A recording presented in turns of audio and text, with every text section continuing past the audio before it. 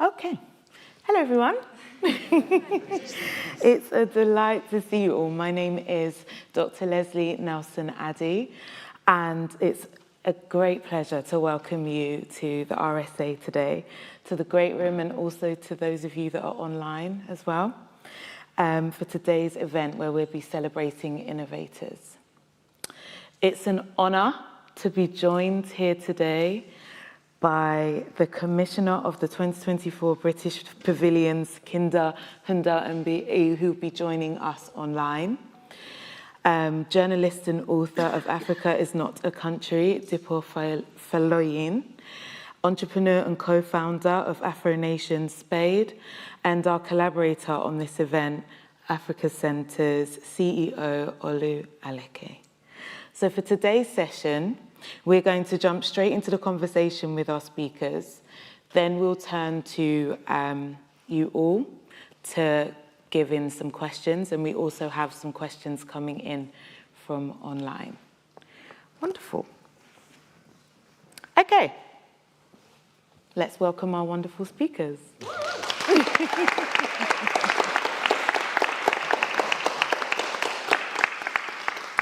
Right, so just to get started, how can we as global cultural institutions better support emerging African innovators to drive social innovation, ensuring their perspectives shape global culture? This is to anyone who wants to answer. Well, as I guess I'm the person on the panel at the moment who is from an institution. The Africa Centre is an institution in its own right, given that it's 60 years old this year. The Africa Centre, not me. And it's, yes, thank you. Thanks for the applause. It's really, really important as well to recognize and acknowledge that, because it goes to show, and I'm sure we'll come on to that, how important it is, that there is a space, for people of African descent that they own and can lay claim to, and which carries a very powerful heritage. And that's where it's really important in terms of the question that you ask, that organizations like the Africa Centre exist to be able to provide a space where people can self-actualize.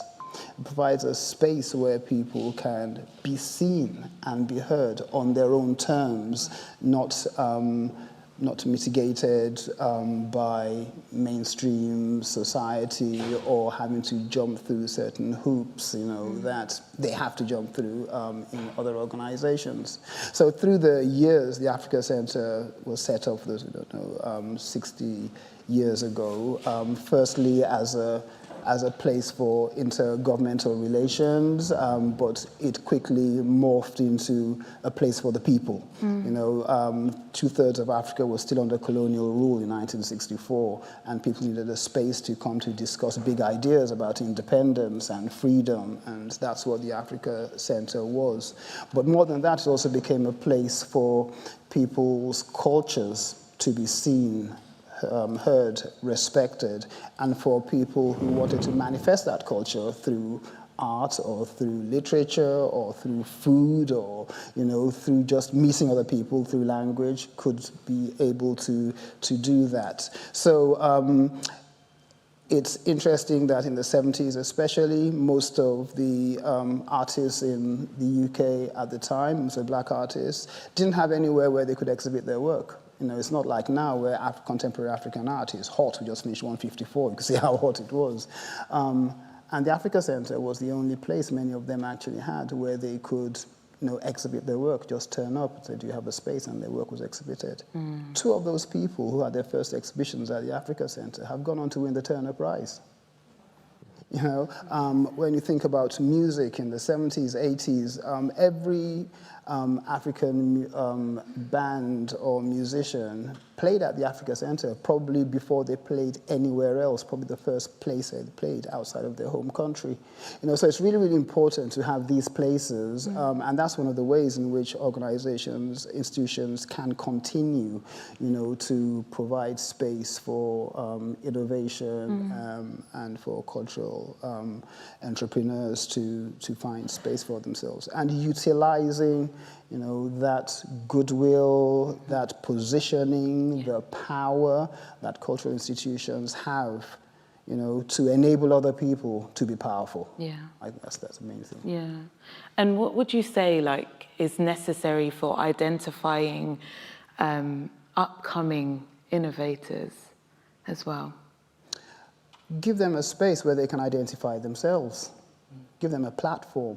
That's all you really need to do. Be open, so that people can know that they can step over the threshold, and they can find, once they step through those doors, they can actually find a place, that where they can be them and not be afraid to fail. Don't put all those institutional barriers in people's ways right from the get-go. So they're scared to experiment. They're scared to be themselves. They feel they have to adapt to something that you want because you've got money and power and position, but they can be themselves and be okay with that. And if that means as an institution you feel you're giving up power, maybe it was never yours to have in the first place. You should be giving up that power. Right. Does anyone want to add anything to these points?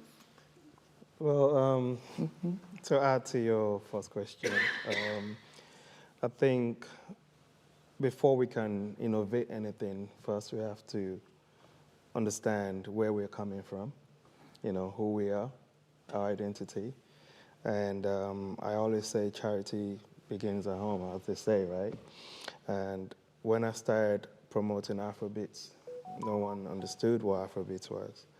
I'm sure that there's no one in this room that has never heard, or that has, been left out of Afrobeats. Everybody here has heard Afrobeats. You have one favorite artist or two. It started really, really tough. It wasn't easy, So you see Afrobeats now, it's everywhere, but, there's a journey before the impact. And that's the innovation right here. And this is just the beginning. So creating Afro Nation was, a space where I was when I was studying marketing in uni. And I understood the space in our music industry, but beyond our music industry. And I'm talking about the community aspect of it. I'm talking about our food, our fashion, our music not being accepted, or, when I moved here to the UK 20 years ago, I was racially abused. If I wear an African attire, I'm uncomfortable because people are looking at me like an alien.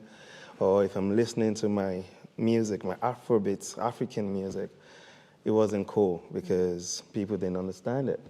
So I put it upon myself to study this, to build a community, to start within, to start within my friends. I started hosting house parties, before all of this, and from something small, we managed to create something big that the whole world has now accepted. So from the house parties, we moved to the clubs. This was back in 2009, way back before that. And today, we don't just have, the music industry that is doing us proud today. We also have the fashion industry. Just over the weekend, we had African Fashion Week London, and it was amazing to see a lot of creatives, the models, the photographers, the content creators, the designers, and that's how it evolves, And the music industry, creating Afro Nation, that has now become the biggest, black festival around the world today.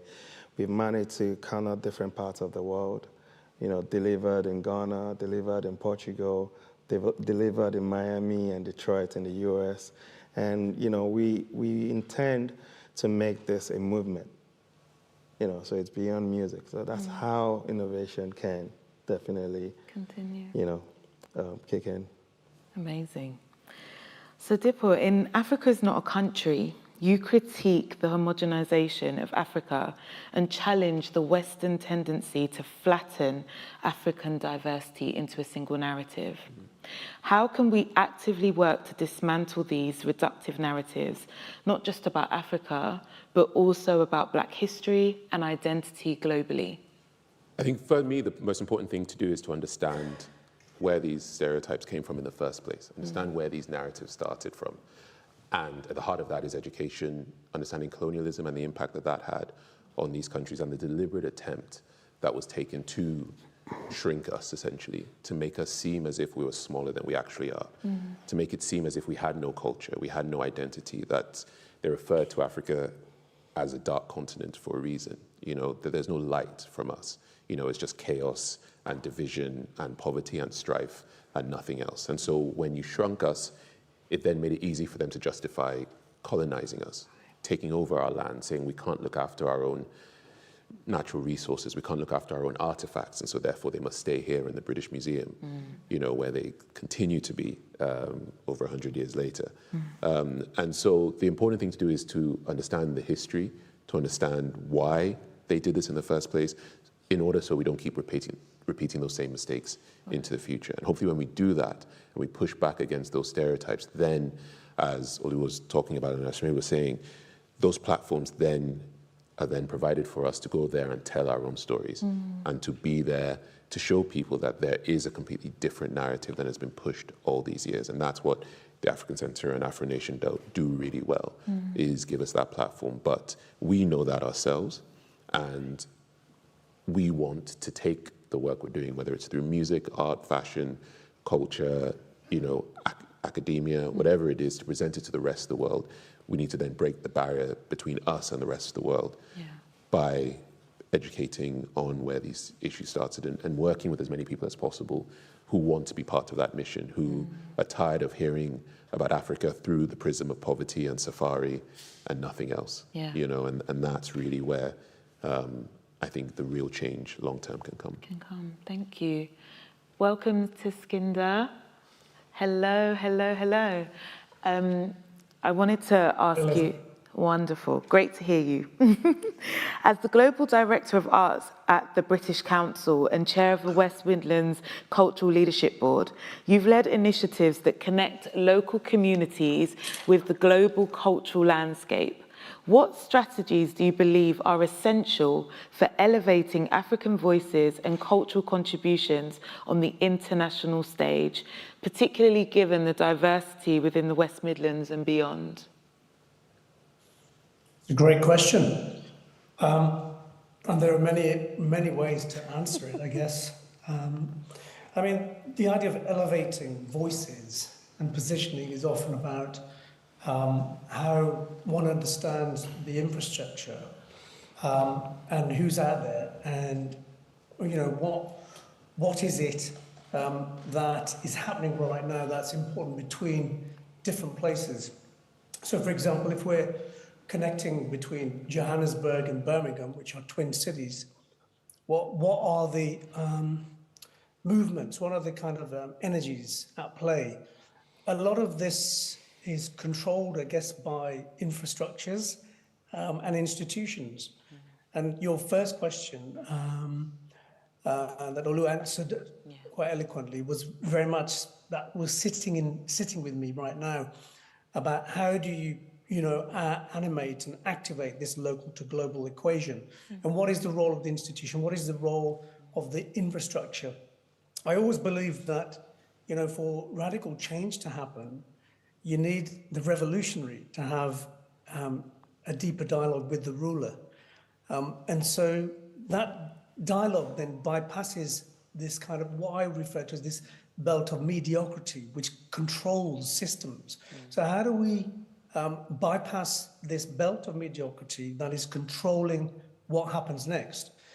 So a lot of my thinking is about bringing in new processes. So, for example, the process to select Sir John Ackam for the British Pavilion was about public engagement. And, for the first time, we had across the UK around 80% of the nominations coming from, and for artists and people of colour, black, brown perspectives, and culturally diverse perspectives. And, that then went into a mix and pool, and a jury came together, which again was representative. So I think this idea of how we represent and how we make decisions and what processes we institute are really, really important in creating that local global equation. I think also then having that understanding of place, that deeper sensibility, and not simply ticking boxes to hit certain criteria. I think all of this is a necessary mix within the model. There are many frameworks for sure, but I think these experiences tell me that giving voice to those on the ground and those systems and experiences is very, very essential. And that the decision makers and the leaders in post need to have that diverse voice and understanding, empathy, and lived experience of the worlds that we're trying to impact upon. Across the UK, the African diaspora is rocking right now. But also across the continent. My experience is that the talent is there, the opportunities are coming through, the environment still needs a lot more resource and infrastructure. And the big thing is that the institutions and the big investors also need to diversify thinking and representation. So that's the critical thing that I've been observing over the last few years. Thank you so much. Thank you. And that brings me on to my question to you, Olu, in terms of the Africa Centre has long served as a cultural hub and a space where people can connect with the idea of home and heritage. How do you see the role of such curated spaces in empowering individuals to innovate and celebrate their identities? And in your experience, how does this sense of comfort and belonging help drive social and cultural impact? Vitally important. It's a short answer. Yes. Sometimes you tell a little story that illustrates this.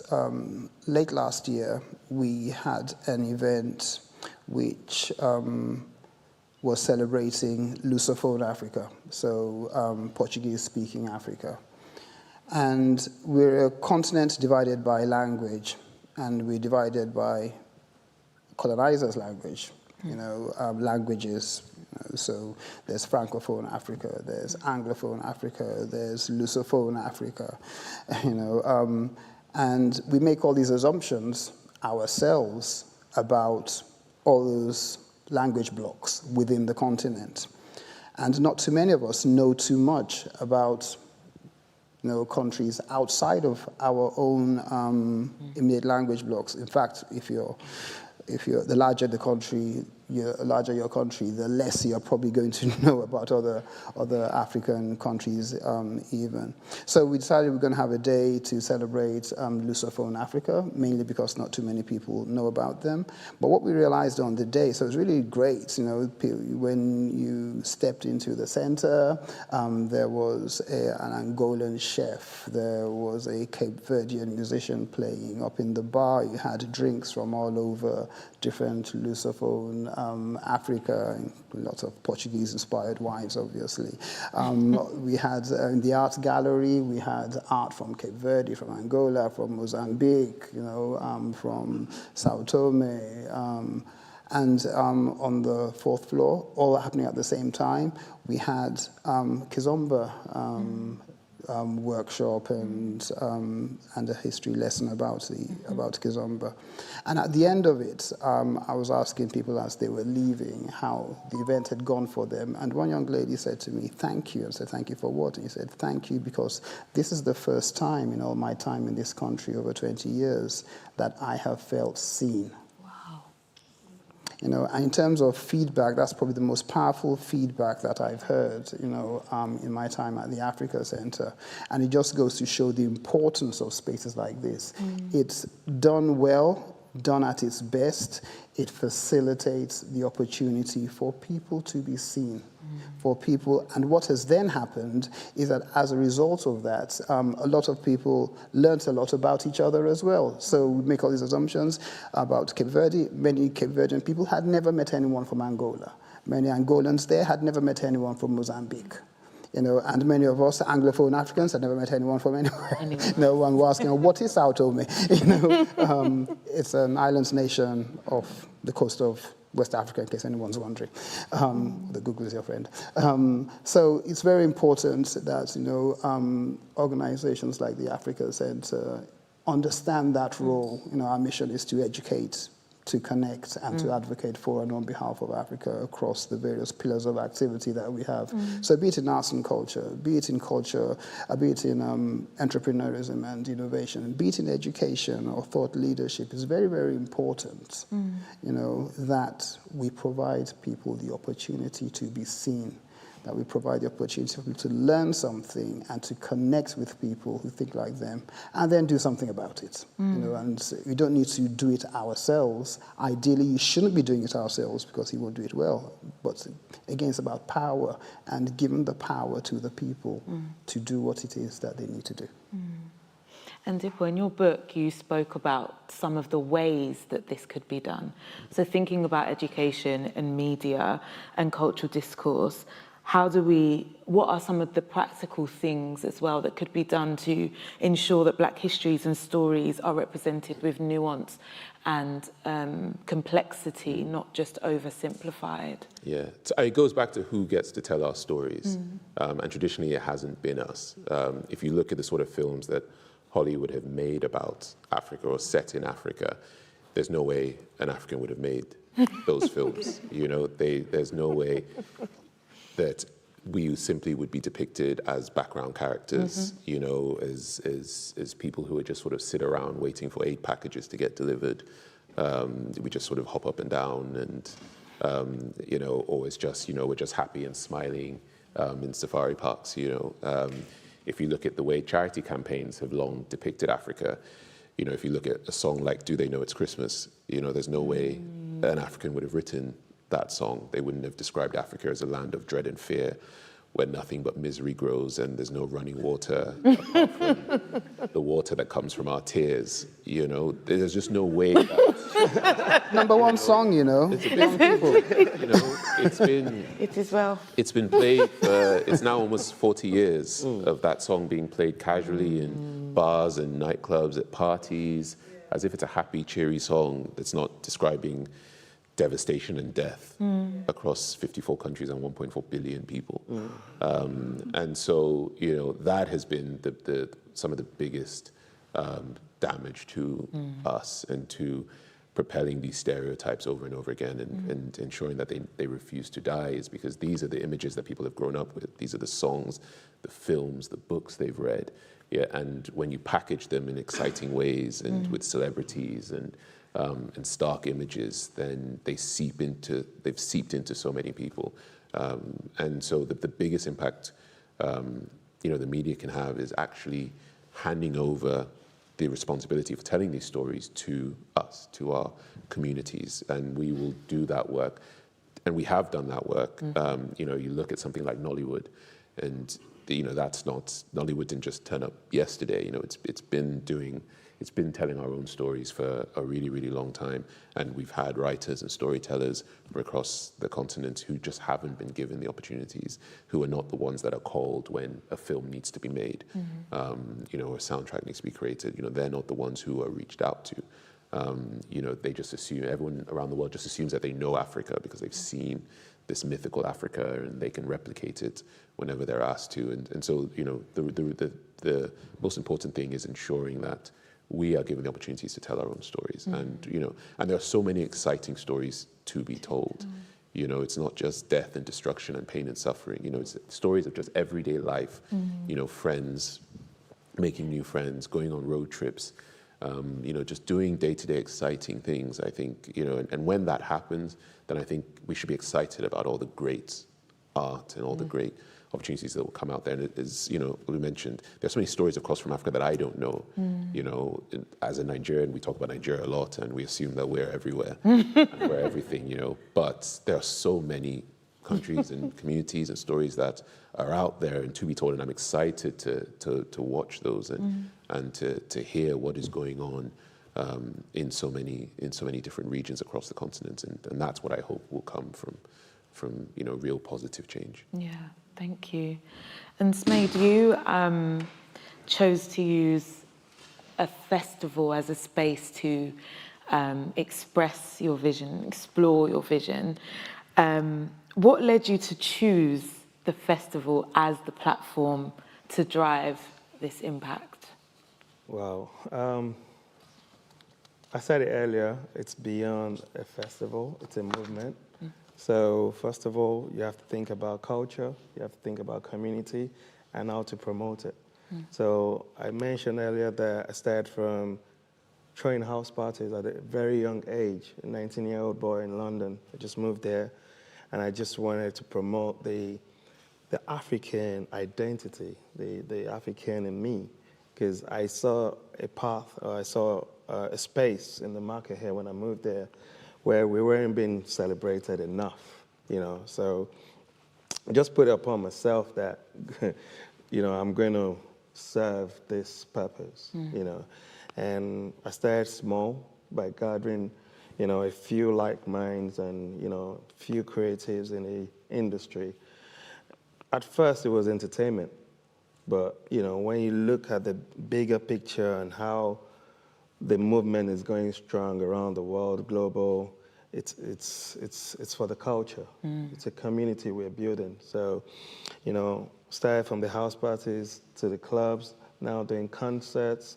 I was the first to do an African tour in the UK. I wanted to be the African Live Nation, so to speak. So I started taking the Wizkids and the Davidos that you see today. First, I think in 2013, when we did the first Davido show, we took him to 10 different cities in the UK. And that's what a lot of other promoters have copied from there. And it didn't just, promote the music industry, but it promoted who we are as Africans. Our languages, our fashion, who we are, like our attitude, our lifestyle, and everything that, we stand, to represent. So Afro Nation being created was something that would represent us in a global space. And that's what Afro Nation is doing right now.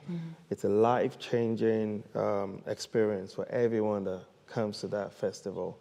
So it's beyond the festival. You meet people, you network with people, you get to do business with a lot of people coming. We have people coming from over 170 different countries around the world. So you're seeing people you might not meet again. Using that space as an opportunity, to sell your products, sell who you are, tell people who you are, and exchange. And that's what's leading to collaborations. I'll give you an example. Even our artists, for example, that's where they get to meet other artists from all over the world. Wow. And then these collaborations are being born.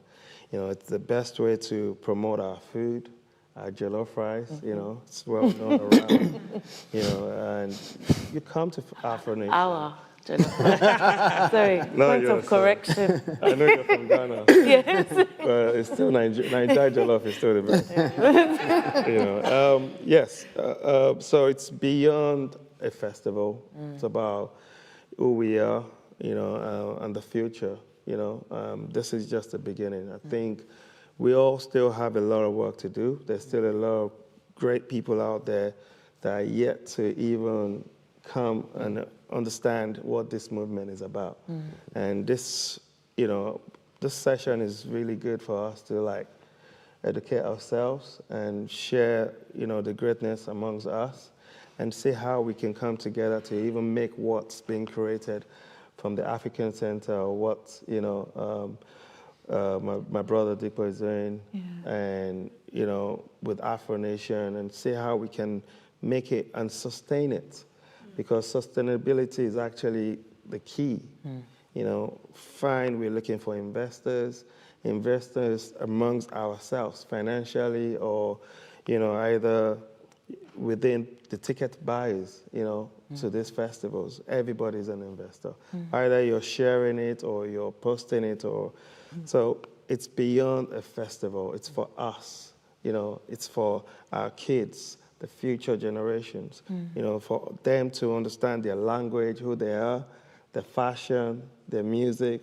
And I'm proud of our artists and all our creatives doing well today, you know, representing us globally. You know, it can be really tough, especially when you're just trying to introduce something new.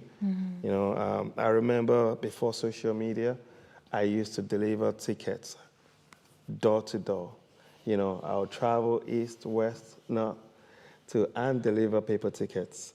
You know, or go to shopping malls or train stations handing out flyers about Wizkid festival or, concert. Come to Wizkid show. You know, who is Wizkid? They'll throw it on the floor. I have to pick up my flyer and dust it. But today, I mean, all that is history today because of social media and because of the today's acceptance of our culture. Amazing. And Skinder, I just wanted to ask you before we move on to audience questions, what do you believe are the merits and challenges of both entrepreneurship and intrapreneurship for social impact?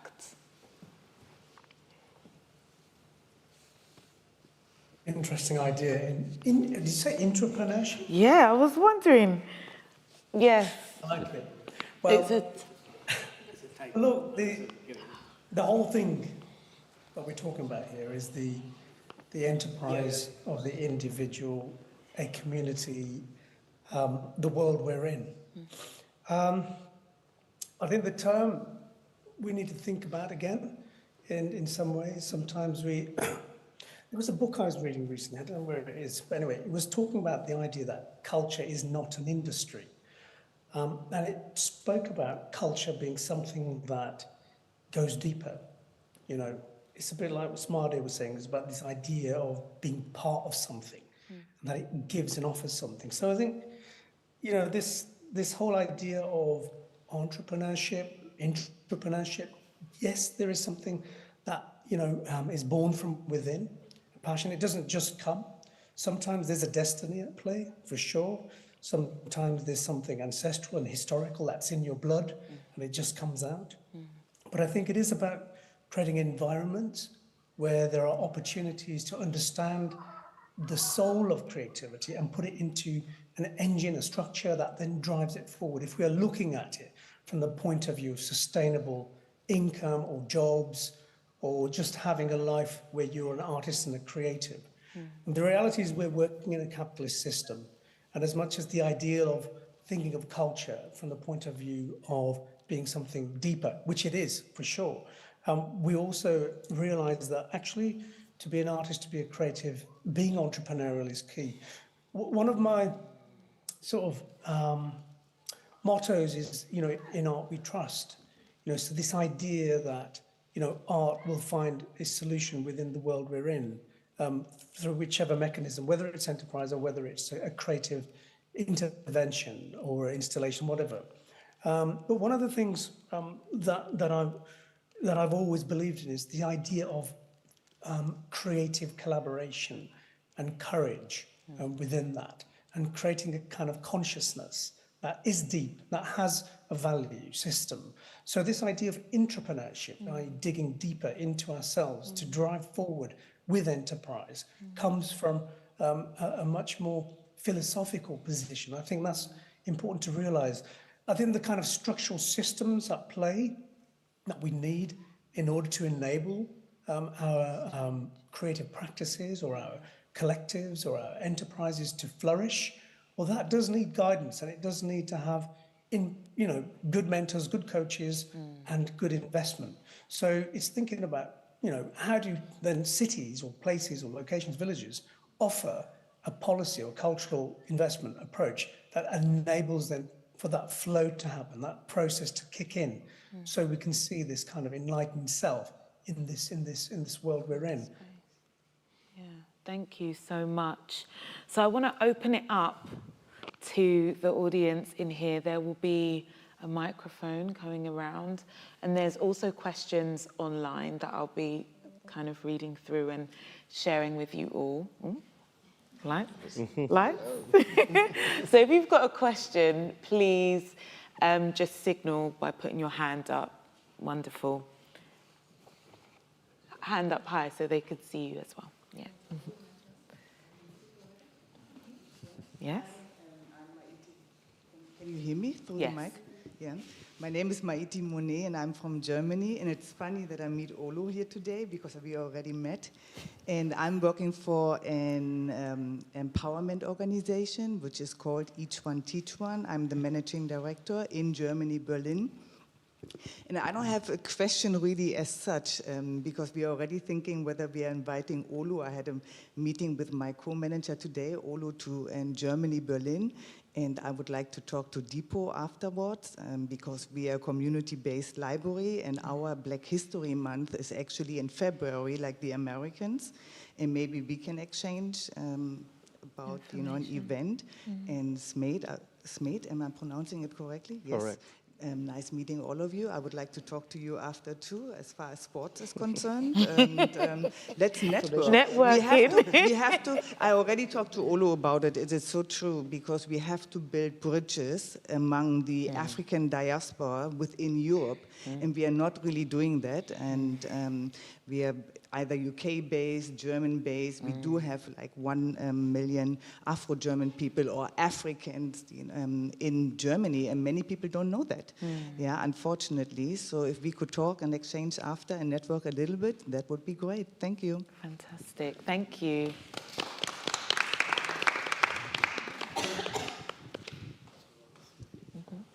Hi, my name's Grace Olade-Coombs, Global Tech Advocate, young entrepreneurs. Where is the female representation there on your panel? You know, no, you are amazing, but you're the panelist. You're the person, you know. But here, you know, I want to ask about that inclusion and representation, but there's not, you know, someone there to ask who's represented in this talk. It's a little thing, but I'm very happy to be here. But how do we ensure that everybody's visible, you know, and represented? Because there's a lot of, you know, Black female, you know, entrepreneurs, you know, that need a voice too. So what are you doing in your organisations to promote that and make that visible and share the platform with those people? What can we be doing, and what are you guys doing? Okay. So at Afro Nation, the CEO of Afro Nation is actually a female. I like to say that. The CEO of the Smith Group is also a female. So we have a female-led team, like, you know, and they always, hands down, are delivering. So representation is key, like you said. So, you know, it's something that I always take note of anywhere, any organization or in any space that I am in.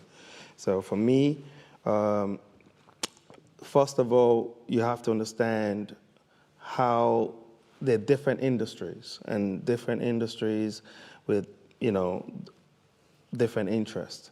So I am just open, like I'm one of the ambassadors of the African Center, and I'm looking for all the creatives in the industry as well that can, you know, that I can influence to be a part of the African Center.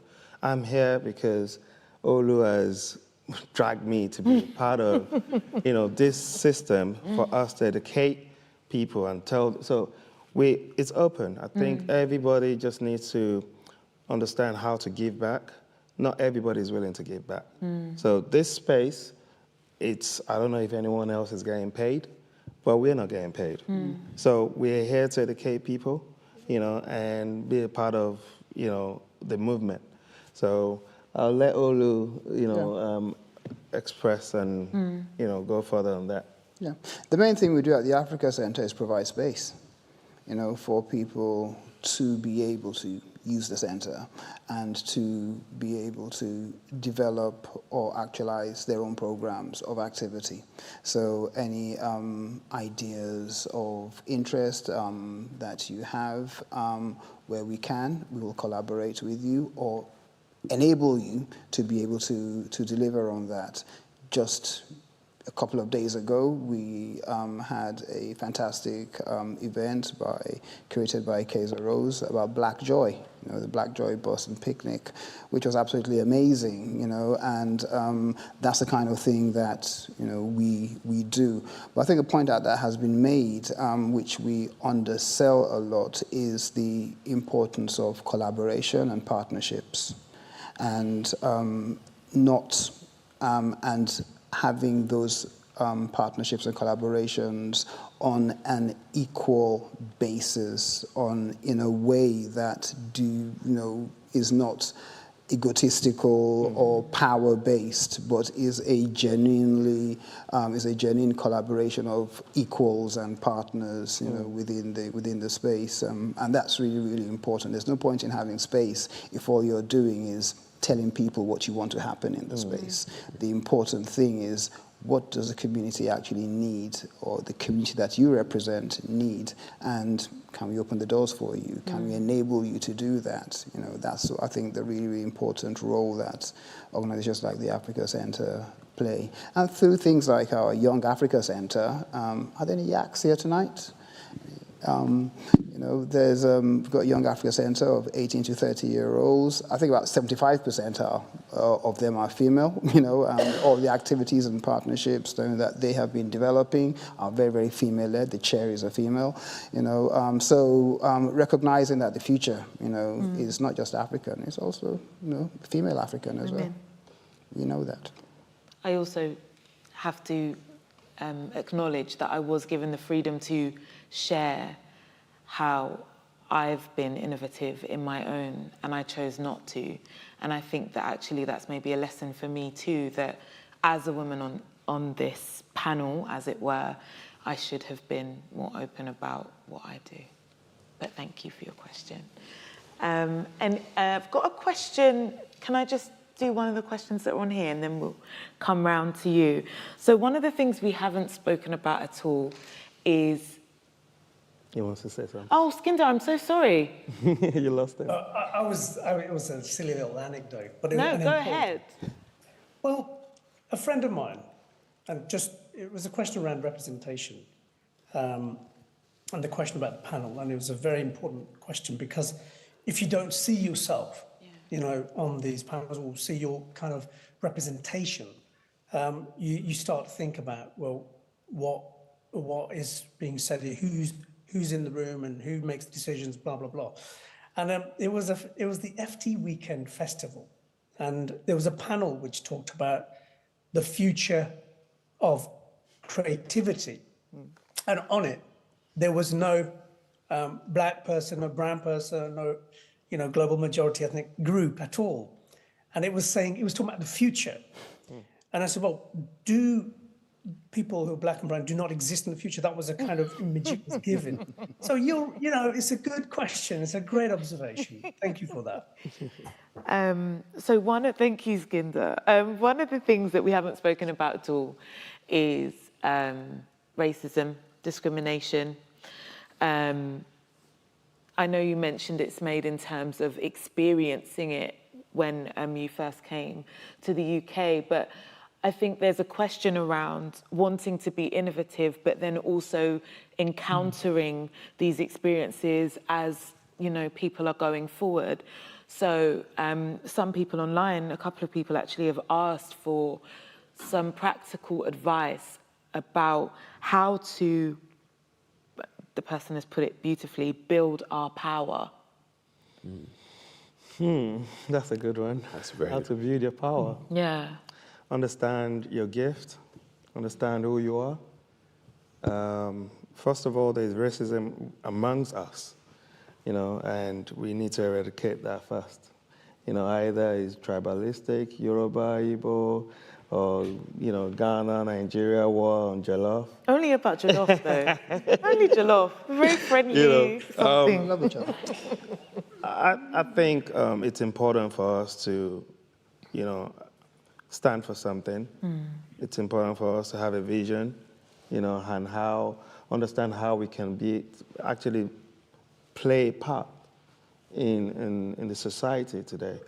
Within our community, you could be a doctor, you could be a lawyer, you could be anything that God has blessed you to be. But how do you, how do you use that to serve the society?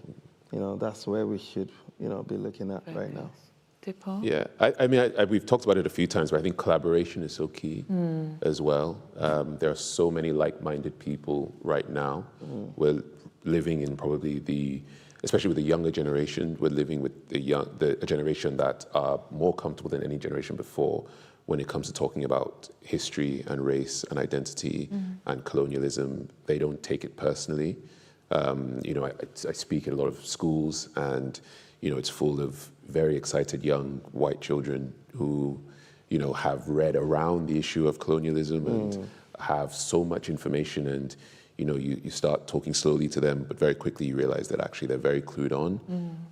And I think that, taking this opportunity, we don't necessarily know what issues in the next 5-10 years are going to preoccupy people's minds, but I think using this opportunity that we have now to go out there and spread these messages, and I think is a really, really impactful time, and not taking it all on yourself, but where you can collaborate with people, going out there and looking for others who, share in your vision and share in your passion in whatever specific industry you're in. So it's not something that's just culture, creative, on TV and all that sort of. It's like every single industry has an opportunity to grow and develop. And the issues that people face are not necessarily, the stuff that you see in the news. It's sort of the day-to-day, in the workplace, and just on the streets. And so that's where I think a lot of impact can be made day-to-day. So, collaboration, taking this opportunity now to really, really stand up and find others who can work with you to make a change. Amazing. And Skinder, did you want to add to that? Well, this is a subject that is not going away. I mean, I was with an artist from Goa the other day, and his observation of Britain was it was very racist. And, I've been advocating for British arts across the world and trying to collaborate between nations. This whole state of kind of colonial impacts are still there. The idea of what decoloniality is still being developed, although it's advanced in many ways. When you read great writers like Felwine Sarr, who talks about Africa's state of mind and how that starts to impact in terms of shifting the lens.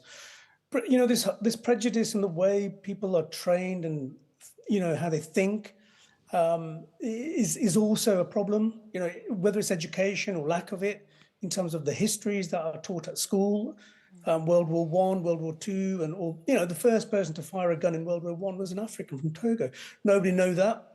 So we did a film called African Soldier with John Akamfra with the Imperial War Museum for 100 years of war. And where are we now? So I think, look, the person who asked the question is a good question. I think this idea of creating solidarities are important. Having in place your kind of, critical mass of voice, having a space, a home like the Africa Centre, very, very critical right now, and very, very important, very relevant. I think what you do as an individual, thinking about the idea of the distinct aesthetic, the relevance and meaning that you bring is really, really, really something extraordinary. And being of African origin, or South Asian, whatever it is, that is your superpower, in my view. I think people are jealous. I think there's an element of that, and people are just in fear of your joy. And my view is focus on the joy, focus on the opportunity, and build your networks, and think big, be audacious, because you can do it. And racism is going to be always in front of you, but it's thinking about tactically how do you just want to bypass this belt of mediocrity that actually keeps you down.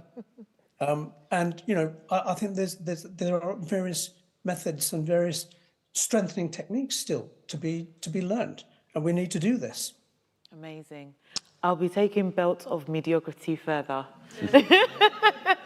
Smaid, did you want to add something? We need to shatter it. To add to that, to add to what Deepak said about collaboration, I'll give you an example. An example is Portugal. When we had the first ever Afro Nation in Portugal, Portugal was on social media said to be a racial space. But when we got there, we partnered with some on-ground, local businesses, either for producing the stage, or for security or for one thing or not. Collaboration is really key because then you are involving other people, and that's how people can come together most. You see people that they're said to be racist accepting us. We had the safest festival and with 0 incidents in Portugal, and we're going back there for the 5th time, next year. So collaboration and partnerships is something that could eventually eradicate racism. Yeah. Can I just say something, though? Oh, yeah, sure. Just very quickly. You build your power the best by building yourself. Know yourself. Know who you are. Know where you're from.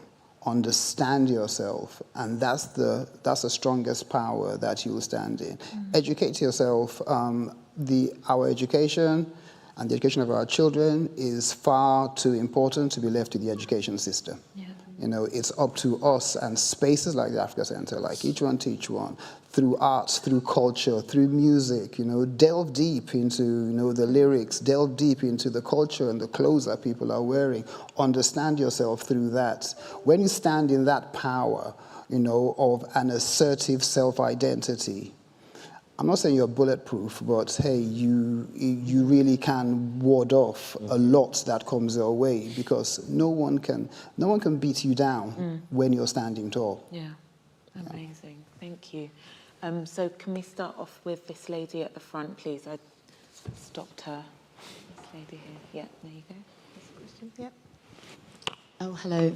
My name's Jackie Notchery, and I'm a secondary teacher. And I kind of love and hate Black History Month, all in the same breath, because I love it because it gives that focus to the whole nation about Black culture, brown culture. But I hate it because it's gone in a month, yeah? And then everybody kind of forgets about it. Yeah. Everybody rushes to do Black History Month, schools, organizations and everything. And really it should be there all the time. And what I'd like to see as a vision, and you've kind of alluded to all of it, is that there's maybe, I don't know, I'm just going to say London because that's where we are, a place in London where all the young people can get educated. So they have the music, they have the fashion, they have the culture. And I've been a resident in London for many years, and we don't have that. If I want to find out about who was in the Black and brown people in the First and Second World War, I have to go to the Imperial War Museum. If I want to find out about African fashion, then I have to go to the V&A. If I want to find out about Black Georgians, I have to go to Sugar and Spice Museum. Now, what I'd like to see is where all of you collaborate together and find this one big space where all these young people can go, black, white, brown, I don't care what colour they are, so that they learn about this culture and that it kind of improves their tolerance, because obviously we've had race riots and things like that because of there's a level of intolerance, and because young people also need educating. They still don't understand. They just think Black History Month is about the slave trade and things like that. I'm actually doing an assembly tomorrow, and I always get the name wrong, on Mansa Musa. And a lot of kids don't even know that he was one of the richest men in the world ever, richer than Jeff Bezos and richer than the Microsoft guy. So what I'd like to know is, in the future, will you be building something, and you're almost there with the Africa Center, a bigger space where you can put all of this as a nation, that we have a Black kind of museum where people can go, not just for Black History Month, but, all year round, and go and learn about the Black culture and the influence of Black and brown people on the UK and what they contributed and their impact. Thank you. Thank you. It's interesting, the emphasis on the one space. So any thoughts? Yeah. The simple answer is no, we're not. And I will elaborate on that. One, it's very important that our story is not just coalesced into one space. You know, our story is in everything and in everywhere. And as much emphasis does need to be placed on all those other mainstream institutions who have benefited from us, who are holding on to a lot of our history, whose prosperity is actually built on our sweat, tears, and blood, that they also take some responsibility of ensuring that our story is told in those spaces. Secondly, it's very, very difficult for any one space to be the repository of everything. You know, so we've got the Africa Center, we've got the Black Cultural Archives, we've got Bernie Grant Center, and so on. One of the things that we haven't talked about, but which everyone should also understand, is how difficult it is to maintain those institutions, those organizations, those buildings in the UK today. You know, each and every one of them, I know the Africa Center certainly is struggling financially, and it's a day-to-day, sometimes hour-to-hour, you know, fight for survival. So it's, and what we need to be, and I keep stressing this to our trustees, is that the Africa Center needs to be more than a space. It needs to be a concept. And that concept needs to find life outside of a building as well as within. We've got the digital space, but also as you're doing with, you know, having assemblies and so on, the Africa Center needs to be out there as well as in there. So I think there are different ways in which we can, you know, hold information and share information, but the emphasis on everything being in a building, I think, is something that we need to be quite careful about. Let's support the buildings that already exist. Let's make them the best that they can be. And then let's also simultaneously ensure that we're putting the pressure on those other organizations and institutions to do what they need to do to decolonize themselves, and for those who are holding on to our stolen stuff, to give it back. Just for the purposes of time, can we just take this, this gentleman for the last question? Thank you. Okay, my name is Akil Dala, and I was born in Tanzania, so I'm an African. I do a lot of work in Africa at the moment in terms of education. So I'm an engineer, an entrepreneur in education, motivational speaker. Some of the questions that you've talked about, we need to, for example, get education working in Africa and also here, because it's the key point that transforms lives. Yeah, and the thing here is that within Africa, education systems are very poor. Yeah, especially in government schools, and you have lots of issues. And I spent many years visiting them. That's just an introduction, but. The signposting, some of the stuff. Did you know that the Royal Academy of Engineering has the Africa Prize every year? This is the 11th year. And people from Africa can actually come forward and they get a winning prize of 25,000, and second and third people get 5,000. So it's very important to encourage people we have people from Uganda, Nigeria, and other people that enter this competition. There's about 25 people at the beginning, and they get promoted, and then they go up the ladder. And last year, the winner was announced at a hotel in Kenya, okay? So it's very important to engage and to know what's happening out there, and not just wait for information to come to you. You need to go out there to search the information, find out what's happening in Africa, yeah? Google it, yeah, whatever, and you get so much information. The AU, I don't know if anybody knows, the AU has pronounced that Swahili is the second language of the whole of Africa. Okay, so that's a very important information. So that's to the Anglophiles, the Francophiles, to bring it under one language as a second language. Angola has already asked Tanzania to send teachers for education in Swahili. Yeah. So these are all so much that is already happening. It doesn't have to be Black History Month. It doesn't have to be. you can find out what's happening out there. Another website that I would promote is called Kiva, K-I-V-A. You can actually donate money to enterprises, microfinance companies. And when you donate money, they actually agree to pay back that money to you. No guarantees, but the idea is that they'll have a schedule of repayments. Okay. And then you can reinvest that to somebody in that country. Thank you. Okay. Thank you so much. So, just so that we get a question, could we please ask the lady at the back to answer that? Thank you for those resources. Thank you so much. My name is Ofune, I'm an architect, and I have a question about appropriation.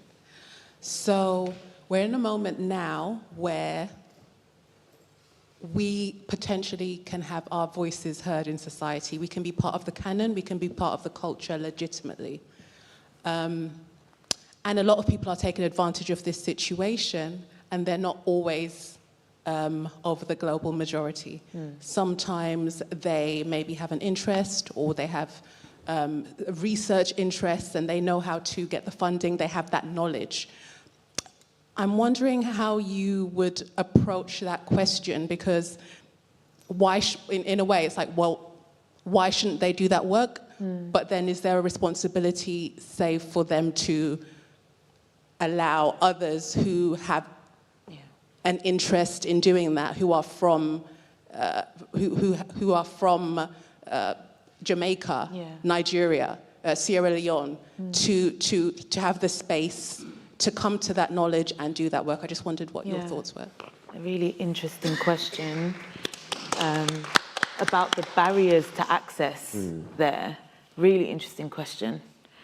Yeah, I mean, I think just historically, depending on the industry, but generally speaking, they're not very good at doing the work.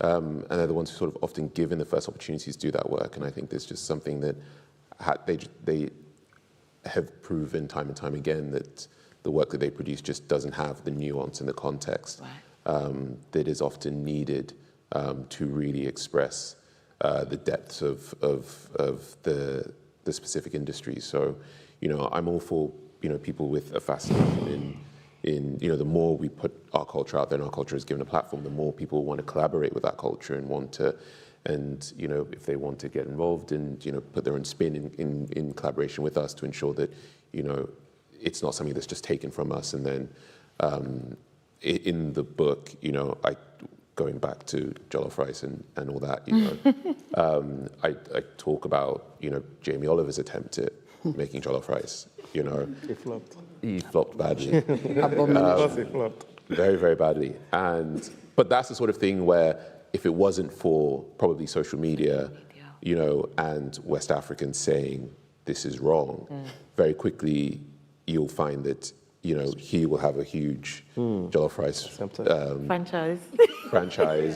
You'll have a huge restaurant everywhere. And very quickly that's how these things happen. And so I think that's why it's really important that we are always part of those discussions. And collaboration is great across different cultures, wanting to get involved and wanting to share and do all those sorts of things. But ensuring that we're always part of the story, I think, is really, really important. Yeah.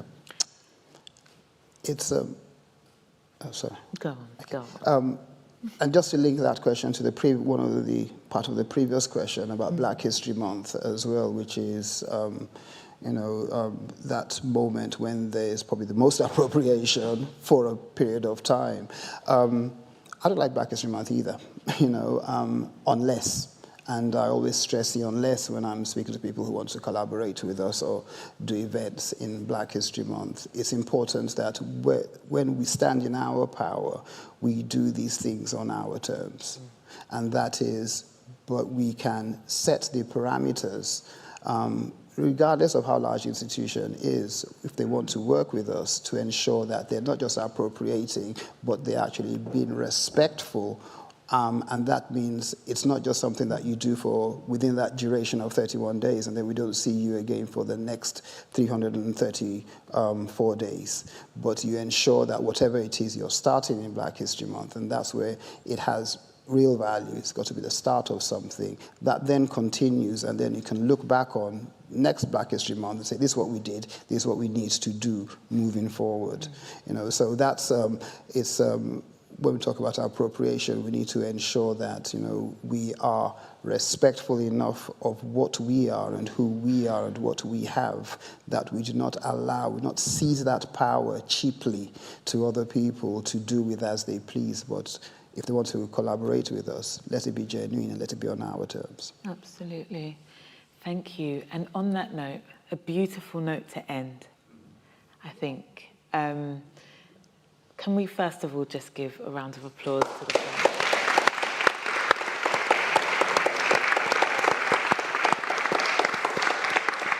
Absolutely fantastic session. And to everyone online, thank you so much for submitting your questions. It's been great having you with us. And just to everyone as well, if you're an RSA fellow, you can keep the conversation going on the digital platform Circle. And so you click on the link that you'll see posted online now, and you'll be taken through to a dedicated chat space to share your thoughts further on the discussion that's happening today. You'll also find links online to buy the excellent and highly recommended, doubly highly recommended, Africa is Not a Country book. And obviously for those of you in the room, you know that it's outside available for purchase.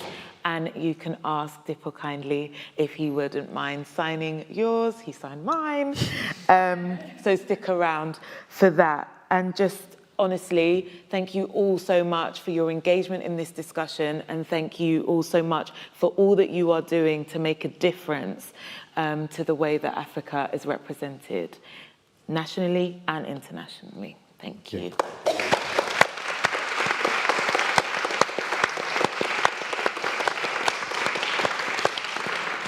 And thank you, Leslie. Thank you. Thank you.